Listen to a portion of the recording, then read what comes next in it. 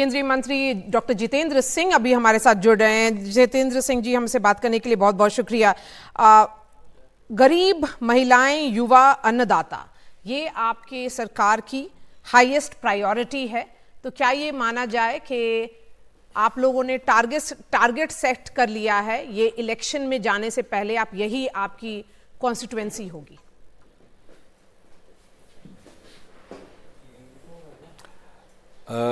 अगर टारगेट की दृष्टि से बात करनी है तो हमारा टारगेट अन्नदाता भी है, हमारा टारगेट महिलाएं भी हैं, हमारा टारगेट युवा भी है, हमारा टारगेट गरीब भी है। तो उसमें तो आप भी शामिल हो गई, तो सारा हिंदुस्तान है target. Is the most inclusive budget, I think one of the most inclusive and also innovative दोनों लिहाज से, कि अप्रोच में भी इनोवेशन है और इनोवेशन टेक्नोलॉजी स्टार्टअप्स के लिए भी सहयोग है। तो ये कहना अन्याय होगा कि किसी वर्ग विशेष को एड्रेस कर रहा है, बल्कि इस बजट के माध्यम से न केवल आर्थिक पहलू की चिंता की गई है, बल्कि साथ ही साथ आम मानस की सोच भी बदलने का काम हुआ है। अब ये जितनी भी योजनाएं आ रही हैं, अगर ये स्वनिधि योजना है, ये उज्ज्वला योजना है, ये इनोवेशन के लिए 1 लाख करोड़ है, तो ये पूछा नहीं जाता कि वो महिला है कि क्या मज़हब है या कौन सा वर्ग है। और ये 3 करोड़ मकान पक्के बने हैं आज के बजट में, जैसे वित्त मंत्री ने बताया, और अगले 5 सालों में योजना है 2 करोड़ और बनाने की। तो ये नहीं पूछा गया कि वो किसका मकान बना है। शायद ऐसे कि पूरे के पूरे मोहल्ले का पक्के मकान के कच्चे मकान में तब्दील हो गए, कच्चे मकान के पक्के मकान में, जिन्होंने शायद पहले कभी भारतीय जनता पार्टी को वोट ना दिया हो, उनसे पूछा नहीं गया। तो ये कहना गलत होगा, क्योंकि हमारी सोच नहीं बदल रही हो। दिक्कत क्या है कि मोदी जी ने सोच एक दूसरी इंट्रोड्यूस करने का काम किया है, new political culture, new political thought, जिससे हमारा एस्पिरेशन भी जागा है। नाउ ये ऐसा नहीं है कि अब लोकतंत्र की परिभाषा क्या है कि छोटे से छोटे घर में भी अगर कोई बच्चा जन्म लेता है तो उसकी माँ ये कल्पना करने की, ये स्वप्न देखने का साहस कर सके कि बड़ा होकर के मेरा बच्चा भी देश के बड़े से बड़े पद पर आसीन हो सकता है। वो आकांक्षा, वो हसरत जो बुझ चुकी थी, वो अब जागी है। क्योंकि उन लोगों को कच्चा मकान से पक्का मकान नसीब होता है जो अपने भाग से समझौता कर बैठे थे। इस मुल्क में तो कोई बुरा भी नहीं माना जाता था कि कच्चा मकान में कोई रह रहा है। हमारे पूर्वज भी पोछा लगाते थे।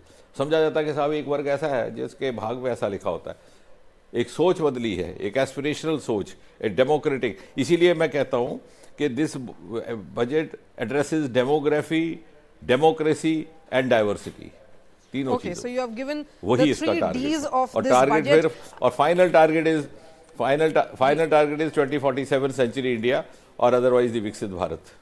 जी, और जो रिसर्च और इनोवेशन पर जो एम्फेसिस है, क्योंकि उससे जॉब अपॉर्चुनिटीज बनेंगी, और एक ओवरऑल अगर आप देखिए तो कैपेक्स पर भी जब अमाउंट बढ़ता है तो अगर एक्सपेंडिचर बढ़ेगा तो अपॉर्चुनिटीज बढ़ेगी। तो आप ये मानते हैं कि जो CMI डेटा होता है, जो ट्रेडिशनल फॉर्म्स ऑफ जॉब्स को इवैल्यूएट करता है, उस बेसिस पर ये सरकार काम नहीं कर रही है, ये एम्प्लॉयमेंट अपॉर्चुनिटीज दिखा रही है।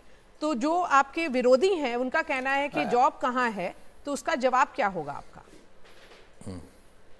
नहीं, एब्सोल्युटली। देखिए, आपने ठीक कहा, ये हमारी ऑपोजिशन पार्टीज में अभी they are still living in the past, और उनके जो रिस्पॉन्सेज हैं they are also of the responses of the earlier budgets. तो अभी उनको ये समझ नहीं आ रही, अनेबल टू कॉम्प्रीहेंड कि ये तमाम का तमाम कल्चर बदला है। अब आप जब कह रहे हैं टारगेट की, तो आप ये भी सोचिए कि हमारा टारगेट रेडी वाला भी है। 70 लाख रेडी वाले लाभार्थी हैं प्रधानमंत्री स्वनिधि योजना के। कभी रेडी वाले की चिंता इस हिंदुस्तान के, इस मुल्क में, किस समाज में किसी ने की? चलते फिरते रेडी वाले के तो दूसरी नज़र से कोई देखता भी नहीं था। आते जाते पुलिस वाले डंडे मार के इधर से उधर करते थे। आज उसको सम्मान के साथ सहयोग दिया जा रहा है।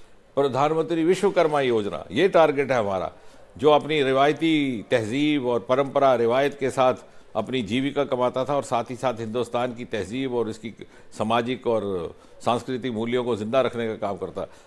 ऐसे लोग जो अपनी हस्तकला से अपनी कमाई करते थे, बच्चे उनके रोजगार की तलाश में आगे पीछे चले जाते थे और वो पीढ़ी की पीढ़ी खत्म हो जाती थी, वो कला भी खत्म समाप्त होती थी। उसको अब इसमें this is going to have a multi faceted, is going beyond the financial support. इससे सोशल ट्रांसफॉर्मेशन भी आ रही है, सोशल कल्चर भी बदलेगा। वो लोग अपनी रिवायती ढंग से अपने पूर्वजों की तरह अपनी जीविका भी कमा सकेंगे और हिंदुस्तान के सांस्कृतिक मूल्यों को जिंदा रखने में अपना योगदान भी दे सकेंगे। तो कहने का तात्पर्य ये है कि ये सारी एक कॉम्प्रिहेंसिव जो विजन है जिसके साथ इस बजट का निर्माण किया गया है, हालांकि इंटरिम बजट है, लेकिन मैं दावे के साथ कह सकता हूँ with reasonable amount of confidence that इसमें संकेत है उस पूरे बजट का, क्योंकि यही प्रधानमंत्री रहने वाले हैं और यही सरकार रहने वाली है। तो यही दिशा आगे चलेगी जो पिछले 10 साल में चली और जो अगले 20 साल में विकसित भारत की उस पड़ाव तक क्योंकि इस पहुंचाएगी। इंटरिम बजट को दिशा निर्देशक बजट कहा जा रहा है। तो यही मेरा आपसे आखिरी सवाल होगा, आप लोग काफी कॉन्फिडेंट दिख रहे हैं कि जुलाई में फिर से बजट आप ही लोग पेश करेंगे? निश्चय ही, और ये budget is a kind of a trailer of that budget और इसी की कंटिन्यूटी रहेगी। वैसे तो देखा जाए पिछले 10 सालों में निरंतरता के साथ ही हर बजट आया है। उदाहरण के तौर पर जब सन 2015 में लाल किले से स्वतंत्रता दिवस के अपने संबोधन में प्रधानमंत्री जी ने कहा था स्टार्टअप इंडिया, तो आधे हिंदुस्तान को शायद ये समझ नहीं आया कि इसका अर्थ क्या है। लेकिन 2016 में रोल आउट हुई स्टार्टअप स्कीम, ये बजट का ही नतीजा था। फिर एक के बाद एक budgetary provisions and change of mindset. आज हम 350 से हट करके 1.5 लाख स्टार्टअप पहुंच गए और किसी ने कभी उम्मीद की थी कि तीसरे दर्जे पर खड़े हैं हम। हिंदुस्तान इस वक्त दुनिया में तीसरे दर्जे, और ये जो एक लाख करोड़ का कॉर्पस आज घोषित किया गया है, या बायो मैन्युफैक्चरिंग किया। अब हमारी बायो मैन्युफैक्चरिंग, अब मुझे लगता है कि आप जैसे होनहार पत्रकार कभी इस बात पे विश्लेषण करेंगे तो ये 70 साल पहले होना चाहिए। ये हमारा तो इतना विरासत है हमारी हिमालय की, अरोमाज की, मेडिसिनल प्लांट्स की, बायोडाइवर्सिटीज़ की। This is our exclusive asset. कभी किसी ने इसकी तरफ देखा ही नहीं। पहली बार आज बायोमैन्युफैक्चरिंग के ऊपर बजट की एलोकेशन आ रही है। डीप सी मिशन का भी आज वित्त मंत्री ने किया। 7,500 किलोमीटर लंबा हमारा समुद्री तट है। 12 प्रदेश उस पर बसते हैं। उड़ीसा से लेकर पश्चिम बंगाल, तमिलनाडु, महाराष्ट्र तक हमने कभी अपने समुद्र की तरफ देखा ही नहीं। हमारा ये एक मुल्क है जिसमें मुल्क के नाम पर समुद्र का नाम है हिंद महासागर, इंडियन ओशन, लेकिन हमें मालूम नहीं था उसके अंदर कितनी संपत्ति है। तो आज पहली बार इसको खोजेगा और यही हमारी वैल्यू एडिशन रहेगी in the growth story of the next 20 years. All right, Jitendra Singh ji, हमसे बात करने के लिए बहुत बहुत शुक्रिया। Thank you for speaking to NDTV।